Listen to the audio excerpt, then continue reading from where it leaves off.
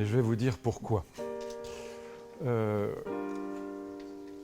Au fond, on assiste aujourd'hui, je vais attaquer directement parce que laissons les préalables, à une véritable inflation de l'idée de bonheur. On a une prolifération d'ouvrages qui sont consacrés à la question du bonheur, qui nous promettent le bonheur par un certain nombre d'exercices de sagesse, par un certain nombre d'exercices spirituels ou psychologiques. Je pense par exemple à la psychologie positive, à des auteurs comme Christophe André, qui est par ailleurs un homme charmant, il ne s'agit pas de critiquer les personnes, ou à mon ami Frédéric, un peu des recettes du bonheur. Bon. Et en vérité, dans l'histoire de la... Alors il y a tout un arrière-fond, hein, pourquoi c'est maintenant, on laisse ça de côté éventuellement, si on a le temps, on y reviendra tout à l'heure.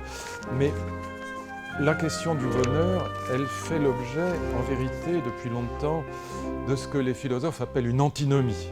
Une antinomie, c'est deux thèses qui s'affrontent radicalement. Et vous allez voir qu'elles ont, ces deux thèses, des arguments qu'on peut aimer ou qu'on peut ne pas aimer, mais qui sont des arguments forts. D'un côté, il y a des théoriciens du bonheur, ceux que je viens d'évoquer, psychologie positive, les traditions des thèses, des arguments. De l'autre côté, il y a qui sont des arguments forts.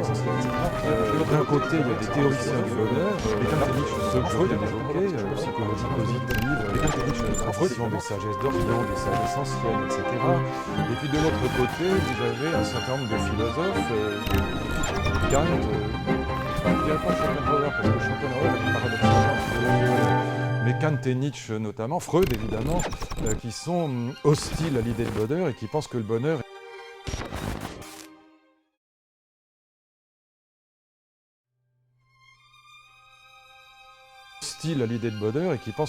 n'est pas du tout le comble de la sagesse, mais le comble de l'illusion. Et donc je vous donne leurs arguments maintenant. On va regarder les arguments, mais ils sont très puissants, ils sont très forts. Il faut toujours être respectueux des autres, même si je pense que l'idée de bonheur est une idée absurde. Dans les philosophies du bonheur, il y a des grands personnages, il y a des grands penseurs, il y a quelque chose derrière qui tient la route. Quels sont les arguments de la thèse? Je vais d'abord commencer par la thèse. La thèse est une thèse selon laquelle le bonheur est possible, nous pouvons parvenir au bonheur, on peut accéder au bonheur, ce n'est pas une illusion, c'est une perspective.